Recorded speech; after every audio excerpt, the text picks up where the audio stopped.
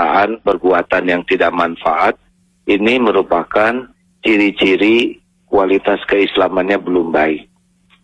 Ini sangat serius hadirin, karena ibadah dan ilmu itu harus berbuah akhlakul karimah. Dan di antara akhlak adalah meninggalkan perkataan perbuatan sia-sia. Di dalam surat Al-Mu'minun, Bismillahirrahmanirrahim, qad aflahal mu'minun alladhina hum fi salatihim khashi'un walladhina hum 'anil lagwi mu'ridun. Nah, ini salah satu di antara ciri khas orang yang beruntung adalah orang yang beriman, khusyuk dalam salat dan meninggalkan perkataan perbuatan sia-sia. Jadi Ramadan ini sebetulnya harusnya membuat kita bersih sekali dari, selain dari maksiat, juga dari kesia-siaan. Mari yang kita coba hindari celetak-celetuk komentar-komentar yang kalau kita tidak bunyi juga tidak ada masalah. Jangan segala dikomentari kecuali komentar yang membawa kebaikan, manfaat. Kalau tidak ya diam saja. Karena ada orang yang, maaf ya, gatal sekali mulutnya tuh. Apa saja dikomentari. Panas, panas. Padahal itu sama sekali tidak membuat dingin. Macet, macet banget. Dan ini tidak membuat lancar. Biasanya kalau tidak mulut, karena tidak ada teman, dia tulis di status. Status juga itu merupakan tanda-tanda, karena sekarang selain saum mulut, saum jari. Itu bisa menjadi perwakilan dari mulut kita. Lihat orang dikomentari, nonton TV berkomentar. Kemudian di masjid apa saja dikomentari. Mudah-mudahan sesudah ini Allah menolong kita untuk menahan diri. Pokoknya pikir dulu, ini perlukah saya berkomentar? Yang kedua adalah basa-basi yang bisa jadi masalah. Contoh, ini misalkan sedang Senin Kemis, kita tanya, saum tidak nih? Sebetulnya apakah perlu kita bertanya ini? Karena dengan pertanyaan itu jadi beban bagi orang lain. Yang tadinya saum diam-diam terpaksa jadi ada peluang ria, ya saum dong. Yang tidak saum jadi malu karena yang lain saum. Atau minimal membuat orang jadi susah dengan pertanyaan kita. Sudah, kalau mau nyuguhin saja. Tidak usah ditanya saum atau tidak. Jangan sampai keikhlasannya, karena kalau sudah bicara ada peluang ria. Yang tadinya aman, tidak ria, tidak dia saum tidak diketahui orang, ketika ditanya rame-rame, Bapak sedang saum tidak? Saum. Jadi bisa merusak niatnya, benar? Tanpa kita sadari. Kalau diam saja disangka sombong. Jadi masalah, makanya sudah kalau mau nyuguhin, suguhin saja. Atau suka bertanya, ini berapa kilo sekarang beratnya? Untuk apa nanya kiloan? Ya, ini menjadi susah. Atau nanya, anak berapa? Padahal nikah belum. Ini jadi susah. Sudah tidak usah segala ditanya. Lihat mobil, ini berapa sekarang ini harganya? Udah lunas belum? Itu lebih menyakitkan. Berarti cicilan, ya. Ada saja itu pertanyaan. Sepertinya akrab, tapi ini bisa jadi menyusahkan orang. Dan tidak perlu kita nanya itu. Tidak perlu nanya yang memang untuk apa gitu manfaatnya. Tidak penting-penting amat. Mungkin kita menggolongkannya untuk keakraban. Tapi itu bisa menjadi masalah. Yang bersangkutan minimal bisa membuat hati orang jadi susah. Lebih baik doa saja, ya. Semoga disehatkan Allah, penuh keberkahan, daripada segala ditanya. Kemudian juga kalau ngobrol, hati-hati, ngobrol itu pancingan besar. Kadang kita jadi ingin pamer amal, pamer ilmu, pamer pengalaman, pamer pamer keahlian, dan ada kecenderungan dilebih-lebih. Ada orang cerita anak, kita cerita anak sendiri. Ada orang cerita kantor, kita cerita kantor sendiri. Mau apa? Tiap perkataan itu akan dipertanggungjawabkan. Tidak usah kita ingin kelihatan pinter dalam pandangan orang. Tidak perlu kita ingin kelihatan hebat, jago, penting, berjasa. Mau apa? Kepentingan kita cuma satu, Allah ridho kepada kita. Sekarang orang kagum ke kita, muji ke kita dengan segala cara kita memamerkan diri kita. Terus jadi gimana? Paling hilang tuh pahala kita. Benar? Tidak ada gunanya lah dipuji orang, dikagumi orang. Nah, ngobrol itu ada kecenderungan kita ingin memamerkan pengetahuan, wawasan, pengalaman. Mungkin ada saatnya diperlukan kalau ditanya secukupnya. Tapi kalau kita tiba-tiba celetuk sendiri, ngomong ini, ngomong itu, yang sebetulnya orang lain tidak perlu kepada omongan kita, rugi sendiri. Hal lain adalah perdebatan. Hadirin, kadang kita berdebat itu bukan mencari kebenaran. Kita berdebat itu karena mencari kemenangan diri sendiri, ingin kelihatan paling benar. Ini makanya Rasulullah SAW juga menjanjikan rumah yang paling tinggi di sorga bagi orang yang meninggalkan perdebatan walaupun dia benar. Bukan tidak boleh bertukar pikiran, tapi jangan berdebat. Kalau debat itu kecenderungannya nafsu. Tapi kalau bermusyawarah, bertukar pikiran, tidak ada nafsu di sana. Karena yang dicarinya adalah keridhaan Allah, kebenaran. Sehingga dari nadanya juga beda. Kalau nada orang bertukar pikiran mah sejuk. Tapi nada orang berdebat, ada kecenderungan mengangkat diri dan menjatuhkan. Hindari hadirin, kalau kita seorang pedagang berdebat dengan pembeli dan menang. Omongan kita, kapok pembeli itu, belanja di kita. Kalau kita pembeli, kemudian berdebat dengan yang dagang, dan menang omongan kita, tukang dagang nggak mau dibeli oleh kita. Kalau jadi suami, berdebat dengan istri, dan menang dengan kehebatan kita berdalih, istri bungkem, nggak mau lagi memberikan informasi yang manfaat, karena kitanya bersikap begitu. Dan kalau istri berdebat terus dan menang dari perkataannya, sudah memojokkan suami, suami jadi saya pengen lembur terus, nggak mau pulang ke rumah. Beneran ini hadirin, kalau dengan tetangga kita berdebat dan menang omongan kita ya, karena kita carinya kemenangan diri, itu udah kita kehilangan teman, kehilangan tetangga dekat. Makanya kalau sedang hati nafsu ingin menang, hindari perdebatan ya, bukan menghindari kebenaran. Ada saatnya ketika sedang sejuk, jernih, kita bisa berbicara baik-baik. Jangan berdebat, bapak-bapak. Halo, dengan istri tuh ya, kan istri ya begitulah ya. Wanita tuh dibuat dari tulang apa? Bukan tulang kering, tulang kering, tulang rusuk. Tulang rusuk yang bengkok kalau dikerasin bisa patah, dibiarkin tetap bengkok. Dibijakin, sabar, Masya Allah. Nah hadirin sekalian, ilmu berdebat ini memang gatel sekali ya. Suka ingin aja kita tuh mendebat orang. Tapi kalau orang itu jadi terluka hatinya, tidak ada kebenaran yang didapat. Boleh saya cerita, ada seorang ustadz dulu yang mengajari saya. Udah cerita belum di sini Pak? Belum? Sudahlah ya. Bapak udah dengar kan? Udah, tolong ceritakan. Nah hadirin, jadi suatu saat dulu saya tuh suka sekali, dulu waktu masih muda, ilmu, baru mulai belajar agama. Saking senangnya bersolawat, solawat banyak, sehari itu ribuan, kadang-kadang duduk dengan kacang kedelai. Karena saya juga tidak merasa itu melakukan kesalahan, saya merasa ini cinta ke Rasul gitu ya. Terus ada seorang ustadz, kawan, ilmunya jauh lebih tinggi. Beliau tidak melarang, tidak mendebat, bahkan beliau ikut duduk di sana. Saya sedang solawatan tuh dengan kacang kedelai yang agak banyak itu, 4.400. Sampai selesai beliau nunggu. Lalu beliau berkata begini, tuh sangat senang kepada Rasul ya.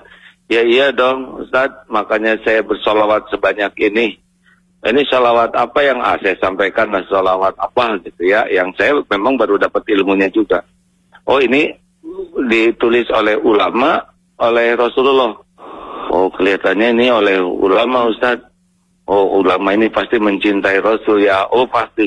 Menurut AA, sholawat yang dilakukan ulama dengan sholawat yang dilakukan Rasulullah, kira-kira mana yang terbaik AA? Dengan sambil senyum beliau tuh. Oh pasti yang terbaik sholawatnya Rasulullah SAW. Karena ini kan dibimbing oleh Allah. Oh gitu ya ya. Alhamdulillah. Nun ya pulang aja. Nah sesudah itu saya mikir. Tidak ada perdebatan. Tidak ada koreksi. Tidak ada apa. Tapi beliau sangat sabar menunggu itu berjam-jam duduk di sana.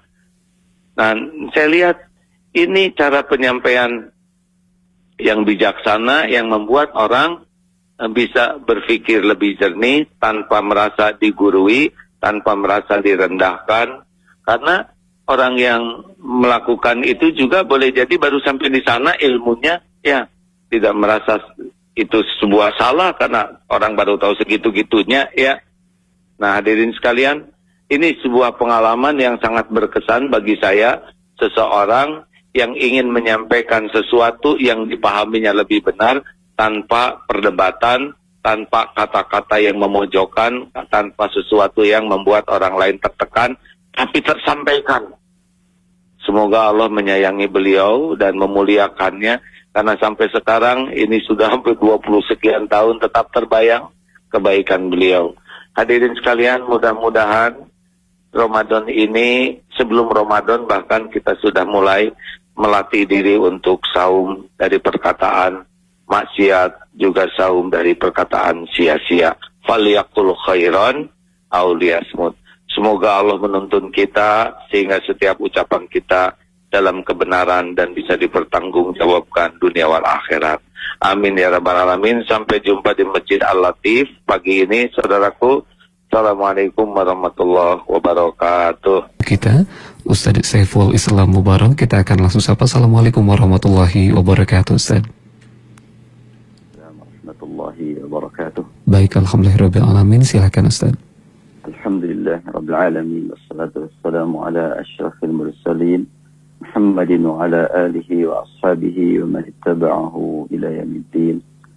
Qala Allah ta'ala fil Qur'anil 'azim, a'udzu billahi minasy syaithanir rajim. Qad aflahal mu'minuna alladzina hum fi salatihim khashi'un walladzina hum 'anil lagwi mu'ridun. Seperti yang tadi telah kita dengarkan bersama, kita simak bersama nasihat tausiah dari guru kita yang menjelaskan tentang pentingnya kita menjaga diri dari hal-hal yang tidak berguna, yang tidak bermakna, yang tidak bermanfaat. Tentu kalau kita memperhatikan awal surat Al-Mu'minun yang beliau sampaikan tadi, itu adalah merupakan jaminan dari Allah Subhanahu wa ta'ala dengan kalimat qad aflaha. Sungguh telah sukses. Allah menggunakan kalimat sungguh telah. Ini walaupun praktiknya jelas ditunggu bagaimana di masa mendatang supaya kita meraih kedudukan sebagai orang yang sukses. Tetapi Allah menggunakan kalimat sudah dan pakai sungguh. Memberi makna bahwa sesuatu yang sudah pasti terjadi. Dan orang yang memang memenuhi syarat untuk mencapai kesuksesan pasti akan mencapainya. Siapakah yang dimaksud dengan sungguh telah sukses? Al-mu'minun. Mereka adalah orang-orang yang menjadikan keimanan sebagai dasar berpikir, sebagai motivasi untuk beramal, dan sebagai tolok ukur untuk mengetahui kebenaran. Kebenaran sering diangkat oleh semua pihak. Namun makna benar di hadapan Allah tentu tidak sama dengan makna benar di hadapan manusia. Makna benar di hadapan manusia sangat terbatas, sangat terukur dengan akal dan dengan penglihatan, dengan panca indera. Tapi mana benar di hadapan Allah Subhanahu wa Ta'ala adalah tidak dapat kita ukur. Hanya Allah saja yang Maha tahu. Karena itu kesuksesan dapat dicapai dengan keimanan. Walaupun ilmunya sangat luas, hartanya berlimpah, kedudukannya sangat tinggi, tapi kalau keimanan tidak menjadi pegangan utama, tidak menjadi penentu utama, akan sia-sialah sekian banyak perbuatan. Dan dengan adanya keimanan, maka nafsu akan dapat dikuasai, ilmu akan dapat dimanfaatkan, dan jasad akan senantiasa berguna, bukan hanya untuk kepentingan pribadi, tapi juga untuk kepentingan umat lebih luas. Allah Subhanahu wa Ta'ala menegaskan, qad aflahal mu'minun alladzina hum fi salatihim khashi'un. Sungguh telah sukses orang-orang yang mencapai kedudukan sebagai mukminun. Siapakah mereka? Alladzina hum fi salatihim khashi'un. Mereka adalah orang-orang yang senantiasa berada dalam kekhusyuan. Setiap kali melaksanakan salat, tenggelam dalam kekhusyuan. Fi salatihim. Kalimat fi berarti di dalam. Khashi'un, mereka dalam keadaan khusyuk. Khusyuk salat tidak hanya terbatas kepada tampilannya nangis atau tunduk, tapi tidak disertai dengan kekhusyuan qalbu. Itu tidak termasuk khashi'un. Jadi khusyuk tersebut adalah meliputi khusyuk pikiran, khusyuk keyakinan, dan khusyuk gerakan. Alladzina hum walladzina hum 'anil lagwi mu'ridun. Orang kalau sudah mencapai tingkat khusyuk dalam salat, pasti di luar salat dia akan senantiasa menjaga jangan sampai ada kalimat keluar tanpa makna, jangan sampai ada aktivitas yang terlihat oleh manusia tanpa berguna buat yang lain, tetapi semuanya sangat bermakna. Dan dia akan senantiasa menjaga lisan, menjaga pendengaran, menjaga penglihatan, ya menjaga segala-galanya. Kalimat walladzina hum 'anil lagwi, kalimat al-lagwi adalah perkataan yang tidak berguna. Bukan perkataan yang membahayakan, bukan perkataan yang menyakitkan, tapi yang tidak berguna. Yang tidak berguna saja akan dihindari, apalagi yang membahayakan orang lain. Perbuatan yang tidak berguna akan dihindari, apalagi perbuatan yang membahayakan orang lain. Caranya bagaimana supaya kita dapat menghindari dari hal-hal yang tidak berguna, apalagi yang membahayakan? Tentu al-iman harus menjadi penguasa untuk mengatur pemikiran, mengatur perbuatan, dan mengatur perasaan. Kalau sudah dikuasai oleh al-iman, insya Allah perasaan kita akan dapat diatur, diarahkan. Perasaan ingin senang diarahkan untuk meraih kesenangan akhirat.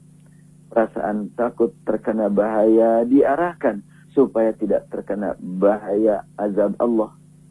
Perasaan ada kekhawatiran diarahkan, khawatir tidak mendapatkan ampunan Allah.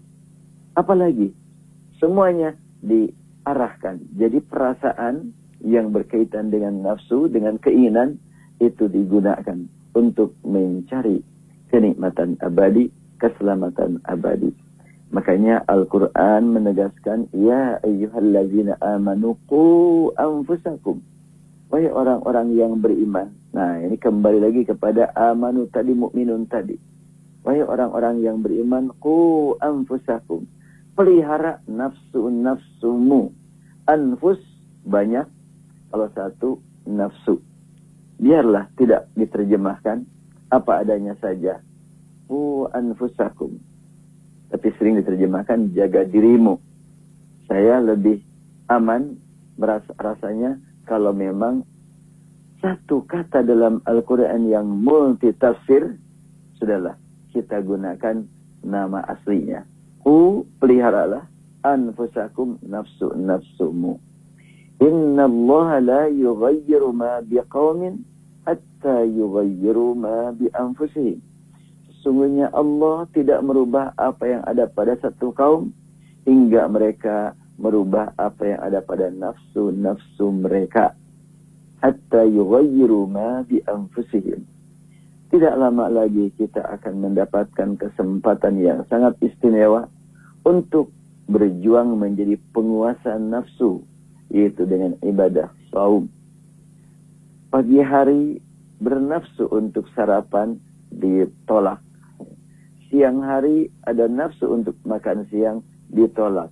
Makanannya kan halal, iya. Yang halal saja dapat dihindari, apalagi yang haram. Kemudian sering dikatakan, kamu jangan berbohong lagi saum loh. Kamu jangan marah lagi saum. Itu semuanya adalah pembinaan diri kita untuk menjadi penguasa hawa nafsu.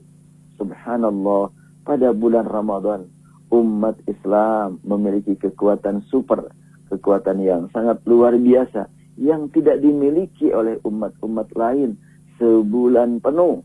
Mereka semuanya memiliki kekuatan menjauhi makanan, menjauhi minuman dari sejak terbit fajar sampai terbenam matahari. Kalau makanan yang halal saja dapat dijauhi, apalagi makanan yang haram. Kalau perbuatan yang halal saja, komunikasi intim suami istri dapat dijauhi, ia apalagi yang haram. Semoga Allah jadikan kita menjadi orang yang mampu menikmati hidup pada bulan Ramadan. Semoga Allah berikan kepada kita usia sampai bulan Ramadan, dan Allah berikan kepada kita kemampuan memanfaatkan Ramadan sebaik mungkin, dan Allah berikan kepada kita kekuatan mengendalikan hawa nafsu. Caranya bagaimana? Tentu kita senantiasa mencari kenikmatan yang pasti, mengharapkan kebahagiaan yang pasti, yang hakiki, bukan di dunia yang tidak lama lagi akan berhenti, tetapi di akhirat yang tidak pernah mengenal kata akhir. Itulah kenikmatan yang Allah sediakan bagi hamba-hamba yang beriman. Basyiril ladzina amanu. Kata iman lagi diulang-ulang. Basyiril ladzina amanu wa amilus salihat. Kasih kabar gembira orang-orang yang telah meraih bekal dari Allah berupa iman. Ini bekal dari Allah, bukan hasil usaha, bukan hasil kerja, bukan warisan. Iman itu adalah karunia dari Allah Subhanahu wa ta'ala. Basyiril ladzina amanu wa amilus salihat. Dan orang-orang yang beramal saleh. Iman dapat memotivasi manusia untuk senantiasa memanfaatkan waktunya demi kepentingan pribadi, keluarga, umat, dunia, dan akhirat. Yang bermakna bukan hanya sebatas di dunia yang tidak pasti, tapi kepentingan buat akhirat yang pasti. Banyak orang yang mengartikan hatta yughayyiru ma bi anfusihim, itu difokuskan untuk pembangunan fisik. Sesungguhnya Allah tidak merubah apa yang ada pada satu kaum, bahkan lebih-lebih lagi, sesungguhnya Allah tidak merubah nasib satu kaum hingga mereka merubah nasibnya sendiri. Rasanya ayat ini tidak bicara nasib. Tidak ada kata-kata nasib dalam ayat tersebut. Tapi ayat tersebut mengatakan, sungguhnya Allah tidak merubah apa yang ada pada satu kaum. Entah masa mendatangnya, entah masa sekarangnya. Kalau nasib, apa maknanya ya? Bagian, bolehlah. Allah tidak merubah apa yang ada pada satu kaum berupa bagian, boleh. Atau bagian satu kaum. Untuk masa mendatang, hatta yughayyiru ma bi anfusihim, hingga mereka merubah apa yang ada pada nafsu-nafsu mereka. Apa yang dimaksud dengan nafsu? Ya, kekuatan yang tidak terlihat, kekuatan yang tidak terukur, kekuatan yang kadang-kadang membuat kita berubah tanpa kita sadari. Makanya kita yang harus mampu merubahnya. Merubah nafsu-nafsu tersebut. Orang yang berilmu, tentunya kalau nafsunya tidak dikuasai, maka dia akan menjadi pelayan ilmu, dan ilmunya itu sendiri tidak melayani dia. Kasihan. Sibuk mencari ilmu, sibuk mengajarkan ilmu, tetapi dia tidak ngambil manfaat dari ilmu tersebut. Orang yang memiliki amanat berupa harta yang berlimpah, kalau tidak menguasai, tidak mengendalikan hawa nafsu, maka dia akan menjadi pelayan harta, sementara harta tidak melayaninya.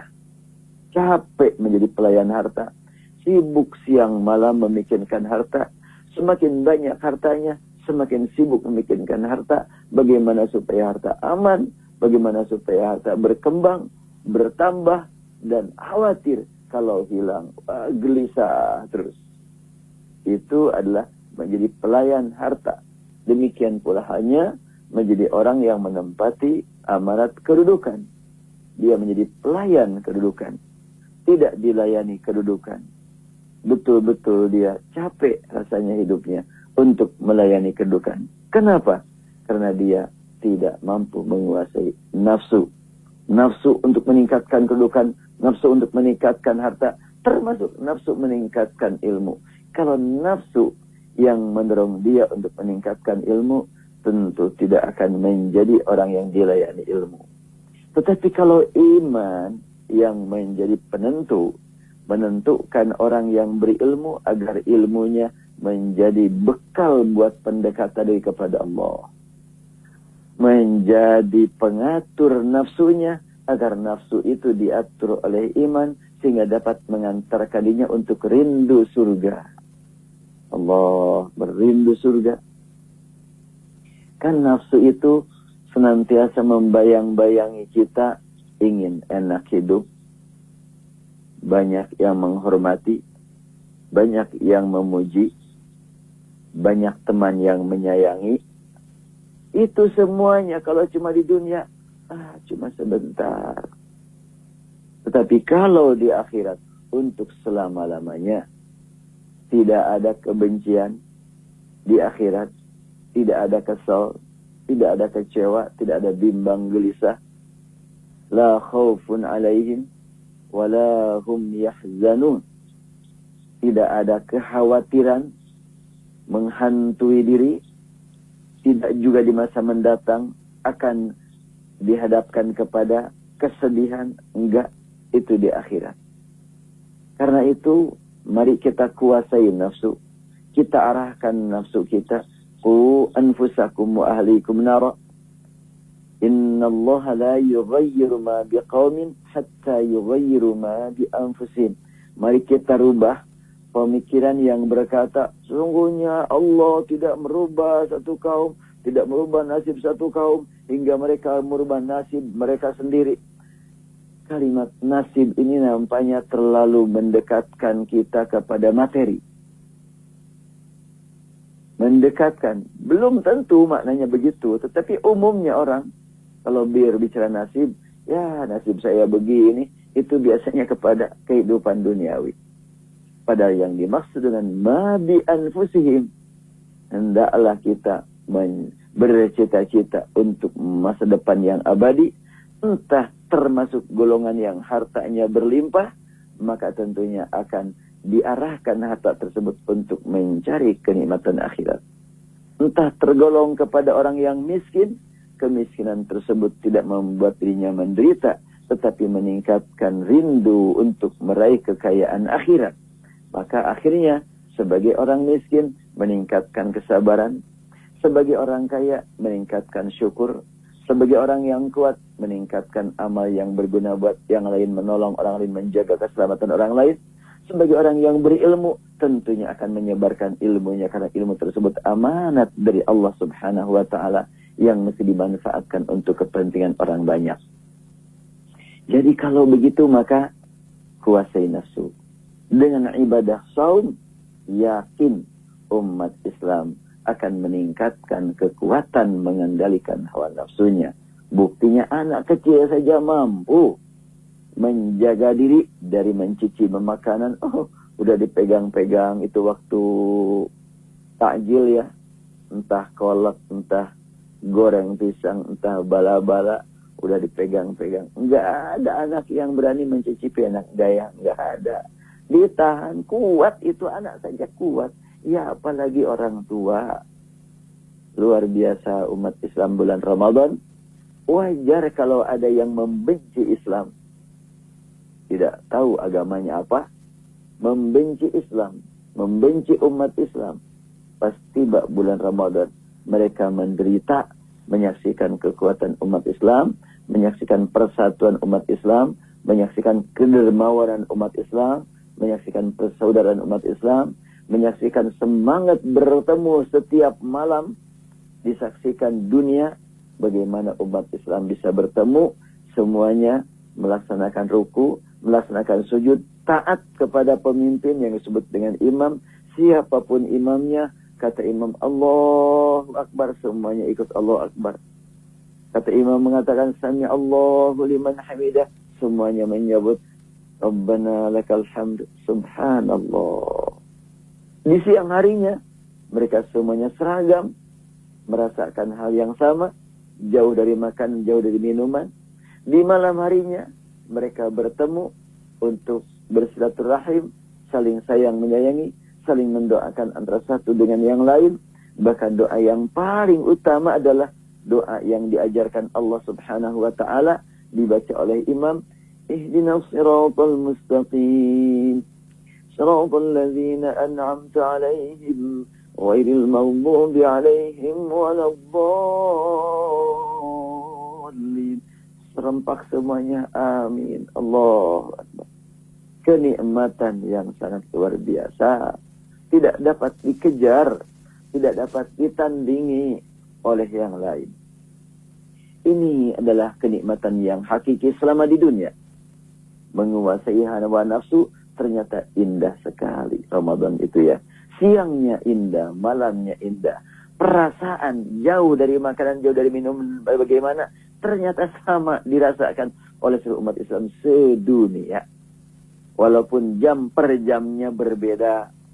Di Indonesia sudah buka, di Mekah belum. Di Indonesia sudah azan subuh, di Mekah mungkin masih tengah malam. Tetapi semuanya melaksanakan ibadah saum sejak terbit fajar sampai terbenam matahari untuk melatih diri menguasai hawa nafsu. Enggak lagi lah orang yang memang mampu menguasai nafsu ketika dia beramal baik ingin dipuji orang. Enggak, buat apa sih? Karena memang nafsunya lain, nafsunya untuk akhirat. Ketika orang bersedekah, enggak ada perasaan ingin diketahui orang aku sudah bersedekah. Karena memang yang dirasakan keinginannya adalah ingin dapat nilai dari Allah, diketahui oleh Allah. Aku sedekah semata-mata mencari ridha Allah. Apabila apalagi ya, umpamanya menolong orang dengan fisik, dengan kekuatan. Oh, kalau enggak saya yang menolong dia sudah celaka. Enggak. Nafsunya untuk akhirat semata. Karena iman kepada Allah Subhanahu wa ta'ala. Ada orang yang berkata, nafsu itu harus diperangi. Kalau diperangi sampai mati, gimana hidup tanpa nafsu? Justru nafsu ini bekal dari Allah Subhanahu wa ta'ala. Anfusakum, pelihara, jaga, kendalikan, arahkan nafsumu. Seorang bapak umpamanya bercita-cita ingin punya pasangan hidup yang banyak, di akhirat tersedia. Seorang ibu umpamanya bertanya-tanya, kalau wanita dibolehkan, saya juga nampaknya bisa punya suami lebih dari satu. Nanti di akhirat, jangan di dunia kalau mau. Ada gitu di akhirat. Wanita punya pasangan hidup yang banyak. Ya kalau Al-Quran menyatakan, kasih kabar gembira orang yang beriman dan beramal soleh, bahwa bagi mereka jannatin tajri min tahtil anhar, surga-surga yang di bawahnya sungai-sungai bergerak, mengalirkan airnya melayani para penghuni surga. Ini yang bergerak surganya, sungainya ya. Jannatin tajri min tahtil anhar. Kullama ruziqu minha min samarah rizqan qalu hadzal ladzi ruziqna min qabl. Setiap kali mereka mendapatkan rezeki berupa buah-buahan, mereka lihat buah, oh bagus tuh, oh iya ini buah ini saya rasakan. Dulu waktu di dunia enak sekali nih, di akhirat lebih enak lagi. Tapi tidak asing, mutasyabih, serupa tapi tidak sama. Kemudian walahum fiha azwajun mutahharah. Bagi mereka, siapa yang dimaksud dengan mereka? Alladzina amanu. Siapa yang dimaksud dengan alladzina amanu? Laki-laki apa perempuan? Laki-laki perempuan. Azwajun, pasangan hidup. Mutahharah, bersih, suci. Enggak ada berantem, berebut. Atau umpamanya kecemburuan, enggak ada. Ini di akhirat nih. Di dunia itu akibat nafsu itu kecemburuan terkadang mencapai berantem, perceraian. Di akhirat enggak lagi. Azwajun mutahharah wa hum fiha khalidun. Jadi berbicara nafsu ini sangat luas biasa, sangat luas sekali ya dalam Al-Qur'an. Dan tentunya kalimat Al-Qur'an walahum fiha azwajun mutahharah wa hum fiha khalidun, bagi mereka pasangan hidup yang bersih-bersih, yang suci-suci, wa hum fiha khalidun, dan mereka abadi di sana. Ya udahlah kalau gitu kita cari kenikmatan akhirat. Kenikmatan dunia mungkin terjangkau, mungkin tidak. Yuk kita gunakan semua fasilitas sekarang ini di dunia untuk akhirat. Tapi Ustaz, kan ada yang mengatakan bahwa dunia juga penting untuk dicari. Kan kata Al-Quran, wabtaghi fima atakallahu darul akhirah wa la tansa nasibak minad dunya. Ayat ini diterjemahkan oleh sebahagian penerjemah atau oleh entah seorang, entah sebagian penerjemah. Cari dengan ada yang ada pada dirimu hari akhirat. Tapi jangan lupa nasibmu di dunia. Nah, kalimat tapi itu bisa berlawanan dengan makna dan jangan lupa. Yang sebenarnya kalimat yang ada dalam Al-Quran apa? Wala tansa, dan jangan engkau lupakan. Ya. Wala tansa nasibaka minad dunya. Jangan engkau lupakan hakikat nasibmu dari dunia. Apa sih nasibmu dari dunia? Ya, sedikit ilmu, sedikit harta, sebentar bekerja, sebentar tidur, sebentar makan, sebentar lagi akan berakhir. Semuanya itu akan berujung sebentar lagi. Sebentar lagi berapa lama? Mungkin setahun lagi, sebulan lagi, seminggu lagi, mungkin juga sehari lagi. Mungkin juga beberapa jam lagi saja. Kita tidak tahu. Setelahnya saya bicara seperti ini, wallahu alam. 1 jam ke depan, apakah saya masih bisa bernafas? Hanya Allah yang Maha tahu, ya. Kita mohon kepada Allah Subhanahu wa taala. Semoga Allah berikan kepada kita nikmat husnul khatimah. Kapanpun ajal menjemput kita. Yang paling penting, kita meraih nikmat husnul khatimah. Jadi apa makna wabtaghi fima atakallah ad-darul akhirah? Gunakan apapun yang ada pada dirimu dari Allah. Kekuatan, harta, ilmu, jadikan semuanya itu sebagai jalan mencari kenikmatan yang abadi, kenikmatan akhirat, ad-darul akhirah.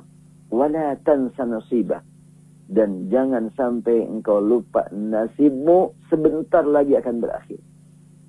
Nasibmu dari dunia sebentar lagi akan ditinggal.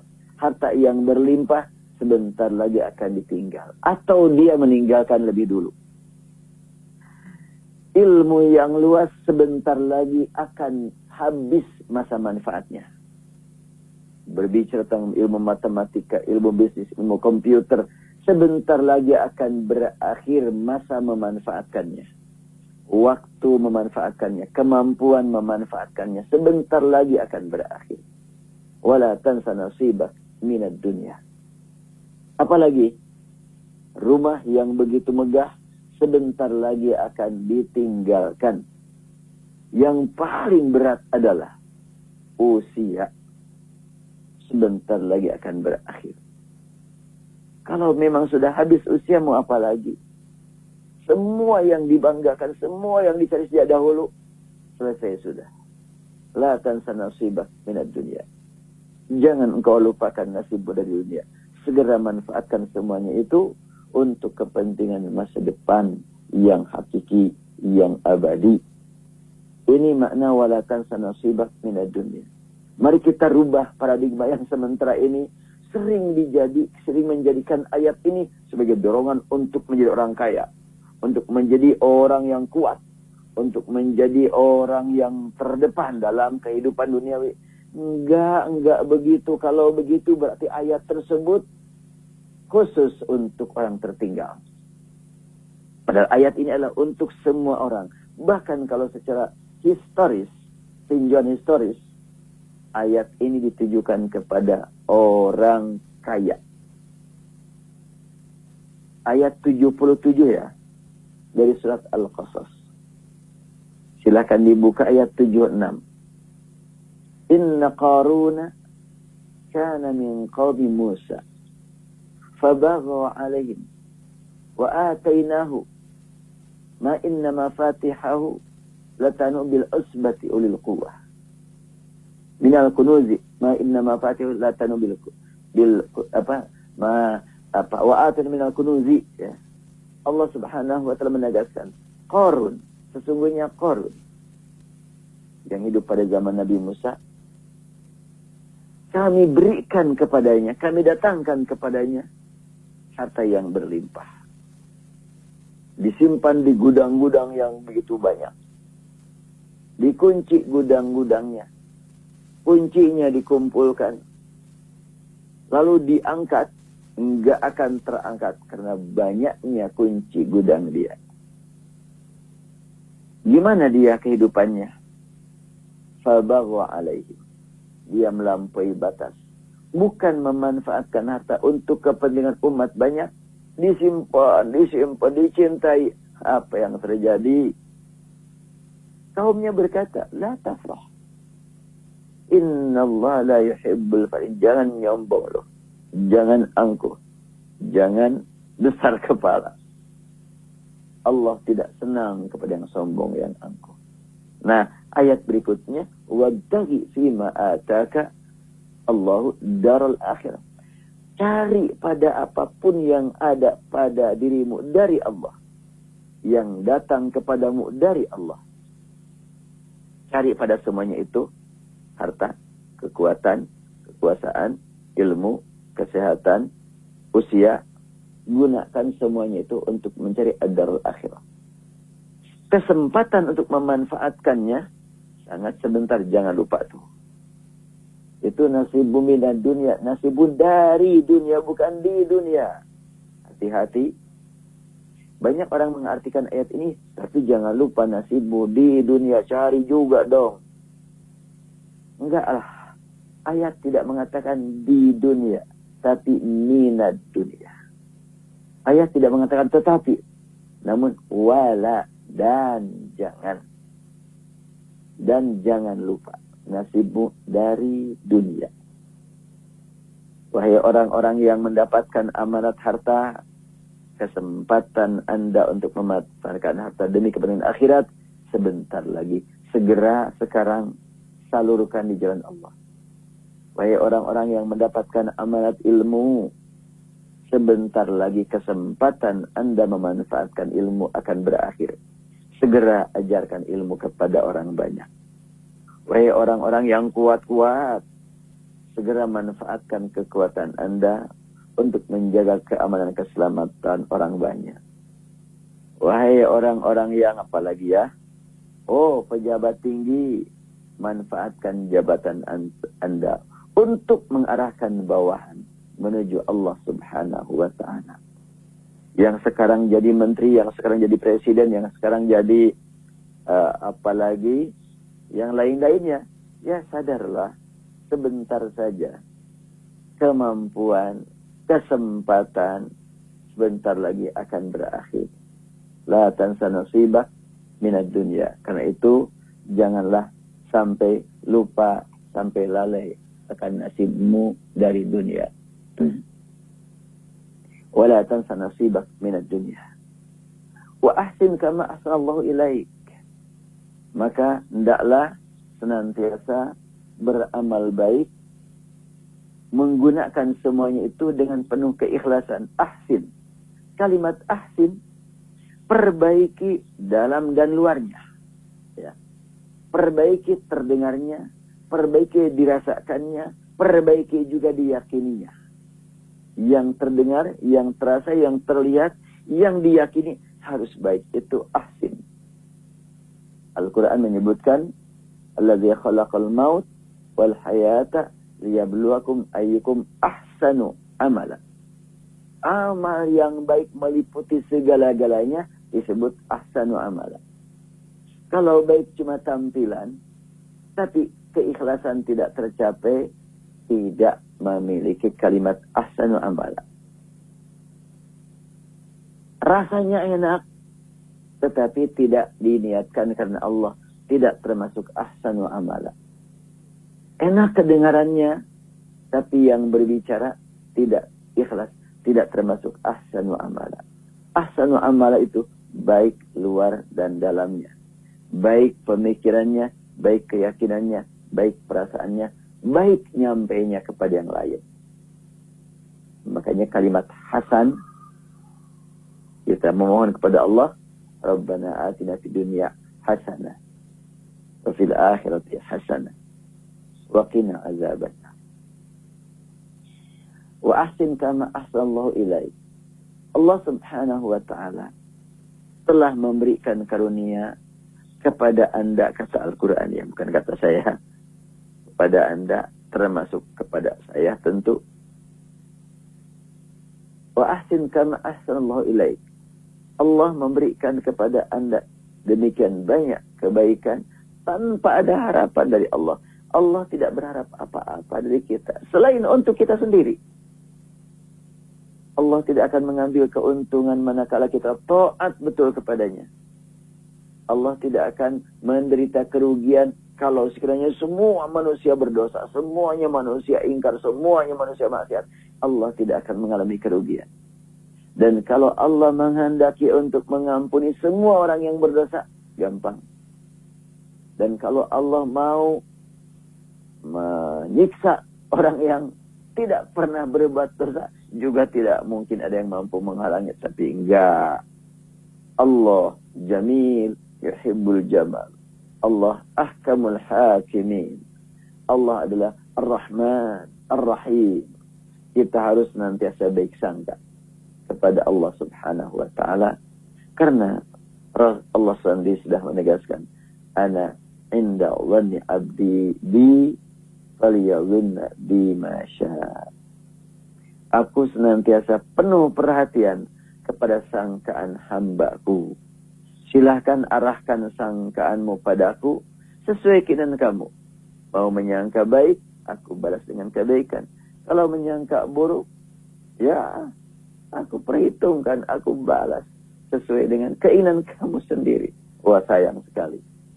Jadi kita senantiasa berjuang sekarang memasuki akhir Ramadan. Lama lagi ya Ramadan ini, tinggal seminggu lagi.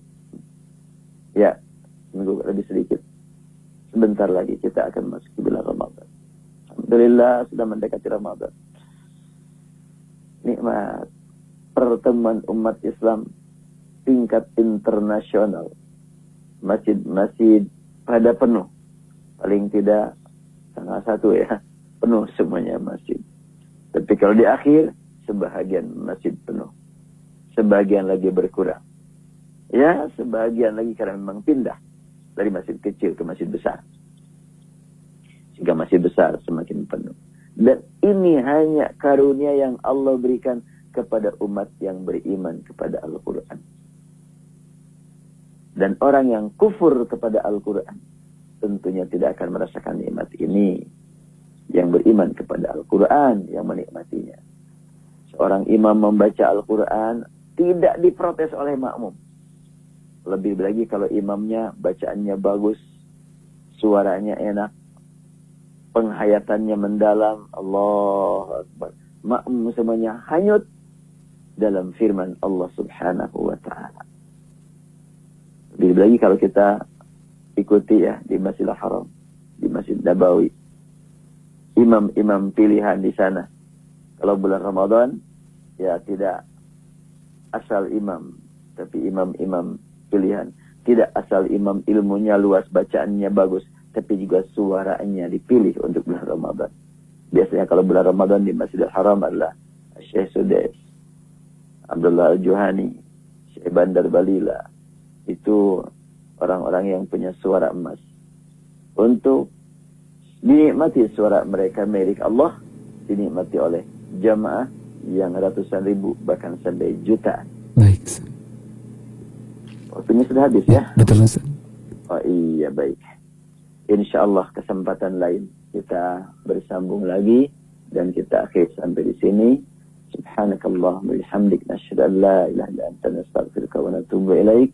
Rabbana atina fid dunya hasanah wa fil akhirati hasanah wa qina adzabannar. Mohon maaf tidak sempat membuka tanya jawab karena ya ada kenikmatan silaturahmi dengan para jamaah dimanapun berada. Kurang lebih mohon dimaafkan. Wabillahi taufiq wal hidayah.